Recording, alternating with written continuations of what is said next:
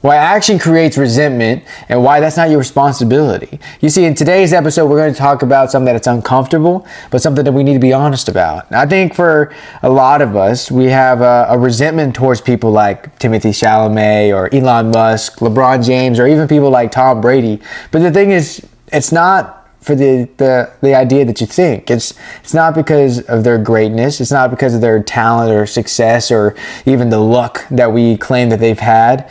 But it's because of their action. You see, they did something that majority of people can never do. Is that the fact that they started, but even more than that is the fact that they started and they kept to their word, what they said that they were going to do. They, regardless of the situation or what came up or how they felt, they stuck to their plan that they came up with and kept their word. When they said they were going to do something, they did it. And when we really think about that, it really does something to people, because the action that we're discussing, it exposes excuses. And so I really want to talk about that word action, and to be honest, and why it even triggers people in the first place. Because when we fully commit to a plan or to a path, instead of it motivating other people to do the same for their life, it actually confronts them and a question pops up to their head.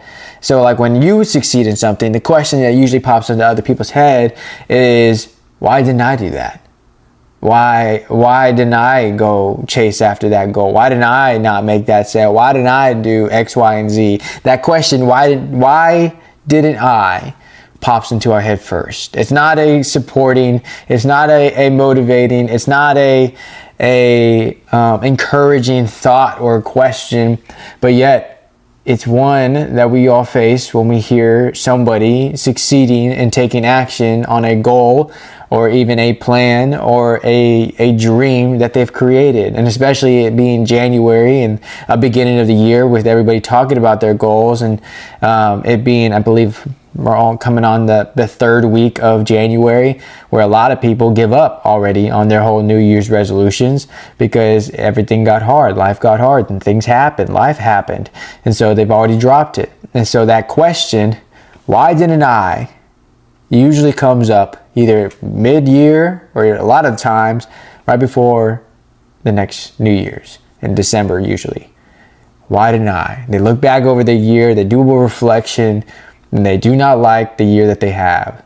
And so, as we're talking about action and the beginning of the year, it's January, and we're talking about goals and planning and things, let's be people that are action takers rather than people that are asking ourselves, why didn't I, at the end of the year, filled with resentment. And when we think of that question, why do I believe it's the actual, the center point, the start of resentment. It's the start, because the thing is, when you think of the why didn't I question, when we think of other people's success, is that the mindset we have when we say that is very self-centered. It's very prideful, because when somebody brings up their success, instead of encouraging and supporting and being, in awe of their success and uplifting to them, we make it about ourselves. We instantly go, okay, why didn't I do that? How could I get there? We start viewing everything, not even thinking of the success of them, not even thinking of them at all. We go straight to thinking about ourselves. And to be honest, the reason we don't like that question, why didn't I, is because we do not like the answer. Because we have to be fully honest with ourselves. And the answer to why didn't I is just, we didn't do it. We didn't take action. The reason we don't have that success is because we didn't do the necessary work to get that result. And because of that, a lot of the time, for majority of people, it's easier to criticize other people's actions than to admit our own fear, to admit our own wrong, to be honest with ourselves that we didn't take the necessary action to get the results that we really wanted to get. And to be honest, to tell ourselves that we failed, that we fell short. And that's the part that we hate. And so because we hate that so much, we push that off to the side, and it's easier to go down the path to criticize somebody else and tear them down than to focus on ourselves and realize that we need the work to be able to get to those results that we wanted to do. And it's easier just to tear down people, to criticize them, to make fun and call names, and even try to just bring up their own failures. And so instead of just trying to, reflect on their success and everything they've achieved, we try to bring up everything that's been wrong. We try to point that out because ultimately we're just projecting the wrong and the failures and the things that we haven't done in our own life. And that, like I said, is not only just the center, but the beginning, the starting point where resentment is born. And to add a little note even to that is the fact that we don't even have to say a single word for resentment to start. A lot of the times, the resentment that builds up in our life starts in our mind, starts in our thoughts. Because when we could be on the outside very supporting, very reassuring to people's success and to their achievements, but on the inside, in our heart, in our mind, we are tearing them down. We are asking that question still, why didn't I? We are still bringing up everything that they've done wrong. We're still talking bad about them in our thoughts and being very negative towards them. And that itself is just as damaging to them and you is you saying it out loud. I mean, it makes it worse when you say it out loud, but it's still very damaging and unhealthy to both of y'all because it still damages a relationship. It adds a wedge between you and that other person because and the thing that's unfair about it is that they don't even, when you don't say it out loud, the unfairness is the fact that they don't even know that wedge is there. Is that you've built up this wall, this resentment barrier between you and them without them even knowing. And so from any point on, any conversation, interaction that you have with that person, you are seeing them through that wall. You still have that little bit of resentment that is growing day by day towards that person when they have no idea it's even there until you communicate it, until you bring it up to them.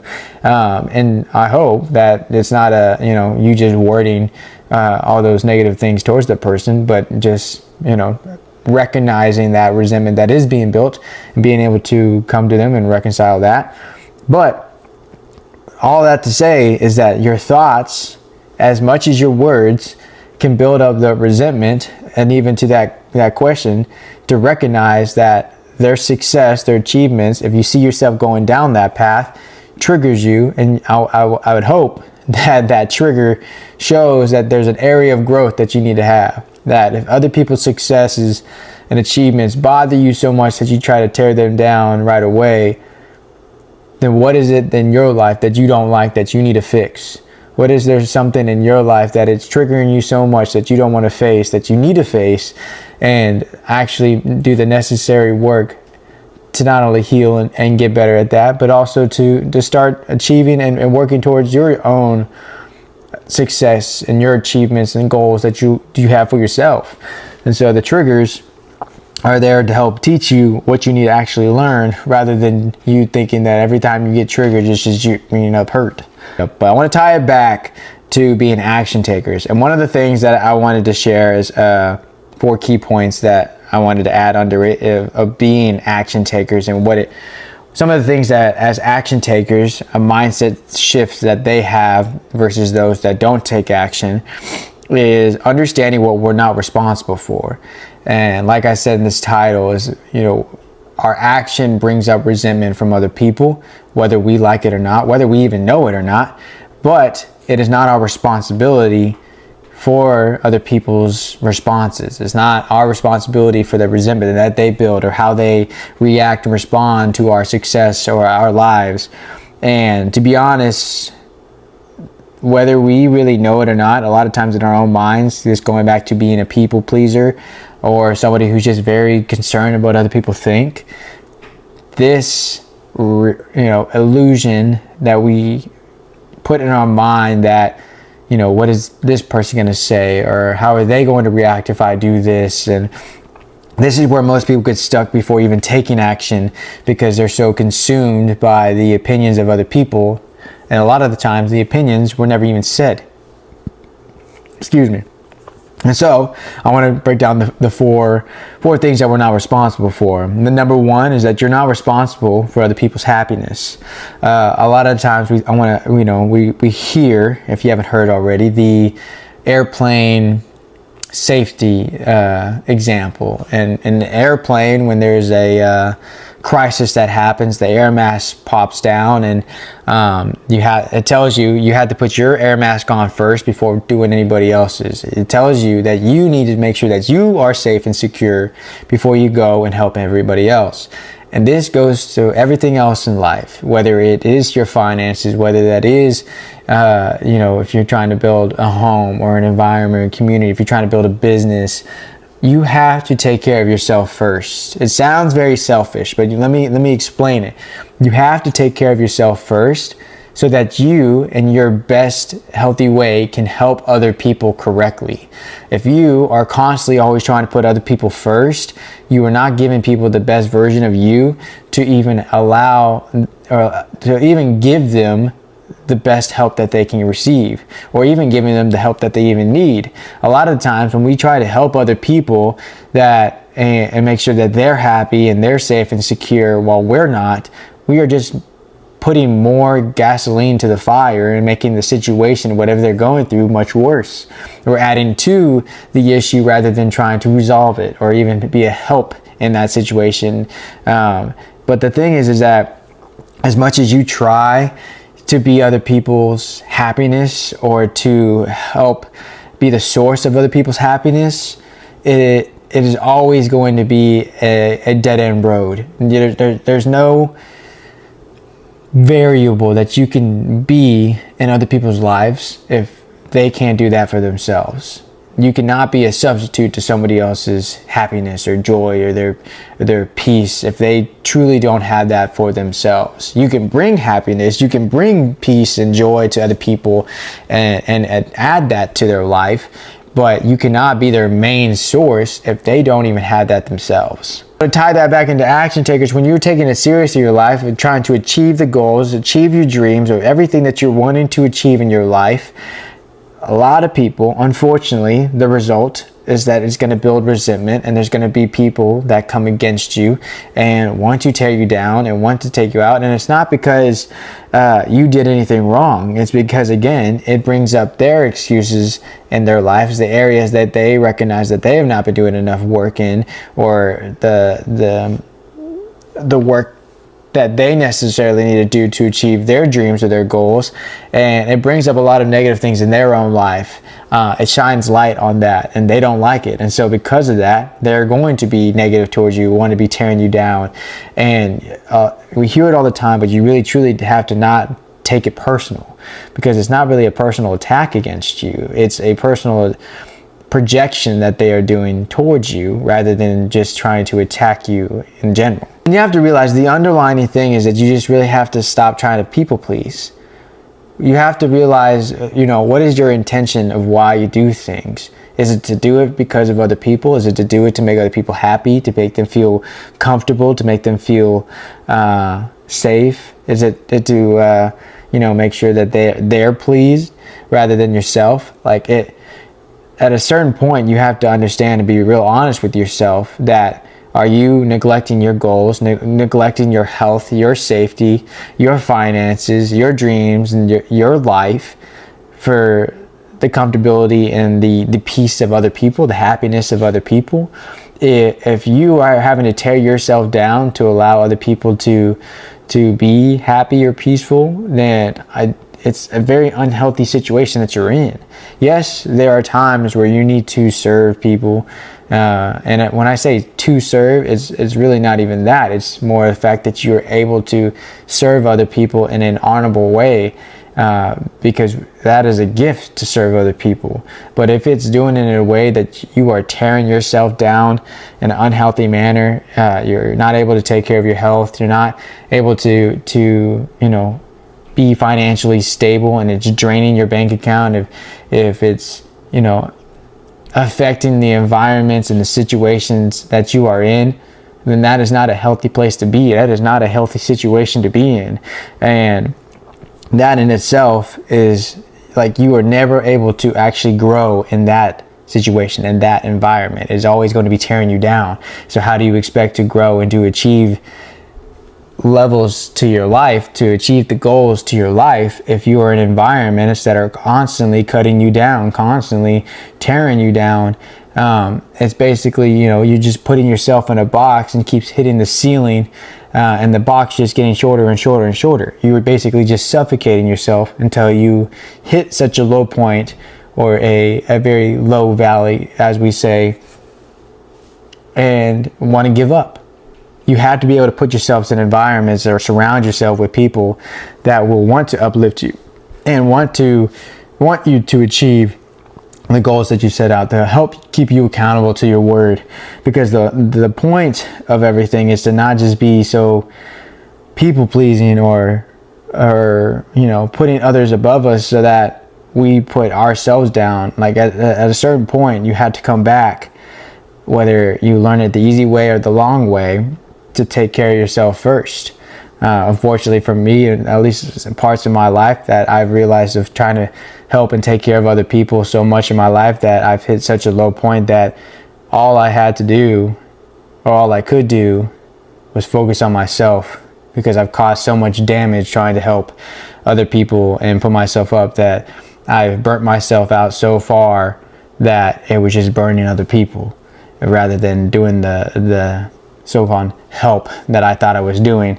I did more damage than I thought I could, that I thought I was, and I had to recircle back, refocus, regather myself, get the help that I need, recenter myself, make sure that I have everything aligned and prioritized right, so that I could help other people in my community in the best way possible I can, but recognizing that I need to have the same help, the same amount of care for myself, same amount of love that I need to have for myself in order to be able to give that to other people. And so number one, you're not responsible for other people's happiness. And so the second one is that you're not responsible for saving people from the lessons they need to learn. And this is a big one for myself, I would say, is that when you move forward, people are going to ask you questions. They're going to have doubts. They're going to warn you about certain things as if they've already done that themselves. And sometimes they're even going to try to pull you back. And there's an example that says, the crab in a bucket example, if you haven't heard of it, there's a bunch of crabs in a bucket, and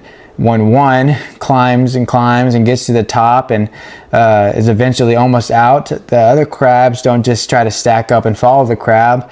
The thing that it tries to do as the group is they pull that one crab down. They don't want that crab to get out of the bucket.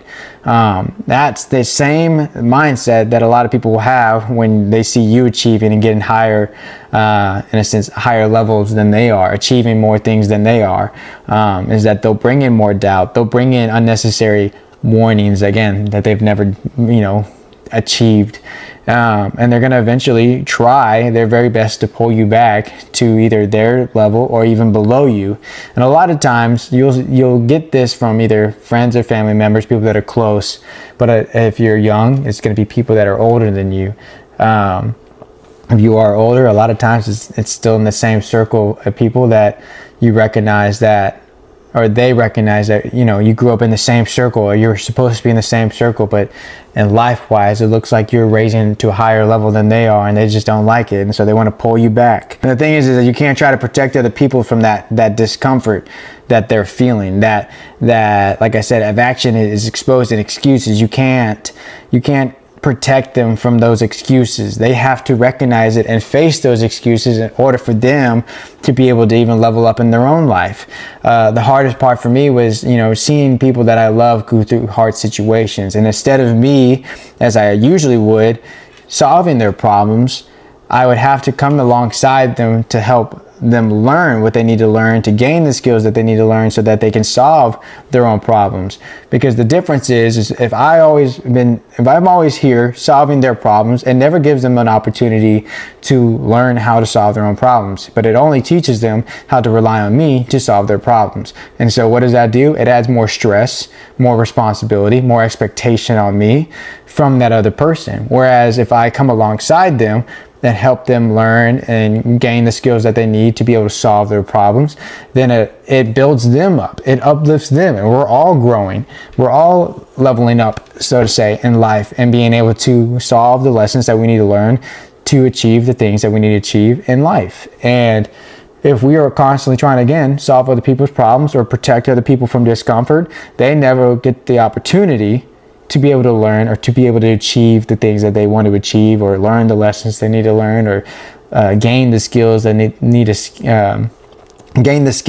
need to be able to win this game of life. And so the third one is that you're not responsible for explaining your choices. I do want to add on to this, though, is that yes, you don't owe anybody an explanation. However, there are certain situations and certain people that you do owe an explanation depending on what the situation occurs. So take that as it is.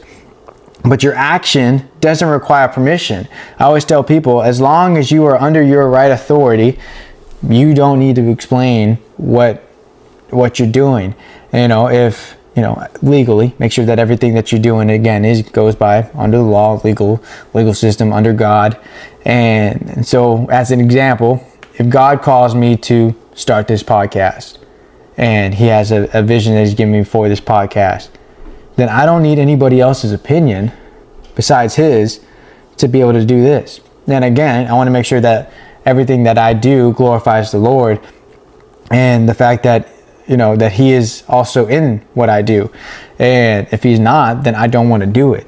But the fact is that if He's given me permission and called me to do this, then I don't need anybody else's opinion. And then if anybody who brings up their opinion of why I shouldn't do X, Y, and Z, or want to voice their opinion, they can. However, it doesn't go against my opinion that I've heard from the Lord of why I should do this, and His trumps all those other opinions. The same goes for the authority people that are in your life. There's that umbrella effect. So you think of who's an authority figures in your life, who has influence and access to your life to be able to share opinions on how you could do things. But your vision for your life, the goals and the dreams that you have for your life, you don't need to ask permission from anybody to be able to do that. If you're married or things like that, there are some exceptions, but don't take it literally for every situation. Have some discernment, a little common sense. But truly, you don't have to ask permission for absolutely everything to go do something, take action. However, if you say that you're going to do something, stick to your word. Stick to your word. If you could do anything in 2026, if you say something, do it. Whether no matter what comes up, whatever life happens and throws at you, if you say that you're going to do something, stick to it. Watch how that impacts the rest of your life. Keep your word, from the little things to the big things. If you tell somebody you're going to go meet them for coffee, meet them for coffee. Unless there's some crazy life emergency, then maybe don't. But if anything else comes up as an excuse, meet them for coffee. If you say that you're going to start working out and you want to lose 30 pounds, lose 30 pounds. Do what you got to do to lose 30 pounds in a very healthy way. If you say that you're going to read a book in a month, read a book in a month. If you say it, you do it. If you write it down and you say that you're going to do it, do it. Keep your word. Keep the promises. A lot of people ask, how can I actually have confidence in myself? Keep the promises you make to yourself. The reason you don't have confidence in yourself is because you keep breaking your word. It's because in your mind, you're a person who doesn't keep promises. You're a person who can't achieve things because you're not keeping the words that you say and the promises you say that you're going to do. So if you want to build your confidence, keep your word, keep your promises. If you say it, do it. But when you say something, you don't have to explain it to anybody. You just know if you're going to say it, you're going to do it. Keep that to yourself, or keep that between you and God, or keep that between your accountability circle. You don't have to explain everything that you do to everybody. And yes, everybody's going to want an explanation. They can have their opinions. They can have their questions, their doubts. However, you don't have to give an explanation. I don't know why, it's been so, what's the word here, where it's like rare. There was a better word, but rare is a good word as well. But it's very rare for people to be like, no, I don't feel like explaining that to you. Or it's okay to just be very short and say no. I don't want to share that just right now. Or this is kind of personal that I'm trying to keep myself. Like, it's okay to set those boundaries, to communicate that. We don't owe anybody an explanation, or at least everybody in the single world out here, or every single person in this world, keep going over my words, you don't have to tell everything. You don't have to share every bit and detail of your plans, your visions, of the things that you're doing, because not everybody should deserve that access to you. There's certain things that you need to just keep between you and yourself. A lot of things to keep between you and God. You between your accountability circle, or if you're married, you and your spouse. There's things that certain people have certain levels of access to you. Not everybody needs to deserve that access to you so that you can give them that explanation that they're wanting. It's okay to say no. It's okay to set those boundaries. So with that being said, I want to go into the fourth one. The fourth one is that you're not responsible for proving your worth to anyone. And this is the biggest one, which is why I left it for the fourth. It's because as we start something, as we are action takers and we're staying consistent, it's not about proving anything to the world. It's not proving about anything to anybody out here. I started this podcast one, because a lot of people wanted me to be able to, start this and share my insight and wisdom and just life lessons that I've been sharing, more of a long form content. But the thing is I wanted to start this podcast because I wanted to do it for myself. Yes, I want to serve people and give all the valuable information and add value to people's lives. But I'm not doing it to prove anything to anybody. I'm not doing it to please other people in a sense of, making sure that they're, again, going back, happy, pleased, loved. Like it's not about that. It's not even about, the views or growing subscribers or anything like that. The whole point is knowing the fact that, like, I wanted to start this podcast because I've been wanting to start this podcast. And I feel like God has been calling me to start this podcast. And ultimately it's about integrity. That really is down to a thing, is that, I wanted to, and I hope that you will too, is becoming someone who trusts themselves because they follow through. They kept their word. They kept saying that you're going to do something, and so you do it. You do it regardless of trying to prove anything to anybody else. Whether you do get 1 million views, whether you do get $1 million, whether you do get, the championship or whatever, the big success that you're chasing, regardless of what other people see in their opinions, you do it because you say you want to do it. You do it because you follow through. You're a man of your word, a woman of your word. And the thing is that people resent consistency because it removes excuses. It shows that change isn't magical, but it's obedience to the small decisions over time. A lot of people think that, when you set a goal and it's going to be like 5 big steps, and it's not. It's the daily small little tasks that you do repeatedly that are very boring, that get so boring that we never want to ever do them again. We get so bored of them that we stop doing it on the 5th day, but it's that consistent, boring work, day in, day out, every single hour. And when you do that, that's when you achieve your goals. That's how you actually get the change and the results that you really want. When you become a person of your word, somebody that actually follows through, when you live that way, you stop performing for other people. You stop people pleasing. You start actually aligning your life with the vision, with God's word, with the vision that you have, the dream that you have, the goals that you have, and even just becoming the person that you are confident in, somebody that you love being every single day, because it's not centered or aligned with trying to please other people and get their approval on every single little thing that you have in your life. And so, to bring it full circle, the reason people resent those who act is because action is very confrontational. It says that this is possible. And the thing is, it's terrifying if we've just been avoiding our own potential. It's that honest question of, why didn't I? We start playing with our own potential and realizing that we could have done so much more with our lives, or so much more in that situation, and we didn't. And so it's a very terrifying thing to think of. But again, I want to bring it back to the truth. It's that you don't owe anyone your comfort. You don't owe anyone your permission. You don't owe anyone proof. The only thing that you owe to yourself is honesty. You have to be real with yourself. If you really want to change your life, if you really want to achieve the goals that you have for this year in 2026, the best thing that you could possibly do here in January is be honest with yourself. And you have to face your full self. Face the areas and the places in your life that you need to change, that are unhealthy, that are in quote unquote broken down, and that you've been pushing off to the side and avoiding, and realizing that these areas are what I need to work on, and this is where the areas of growth. And the only way to get those to heal or to better yourself in those areas is to place it all on the table, to make a plan. So if I put it in steps, step 1 is put everything on the table. Be fully, completely honest with everything on the table, the good and the bad, the ugly and the beautiful, and then make a plan, from the information that you have on the table, on how to fix and heal and better yourself in those areas that are unhealthy, that need change, that areas of improvement for your life. But it all starts with you just having honesty with yourself. If you can't be honest with yourself, then there's nothing in your life that you could be. Let me go back.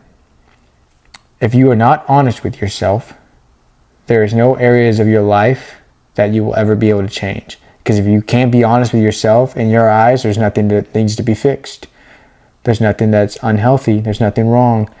But that's just an illusion that you're facing over your eyes and over your mind.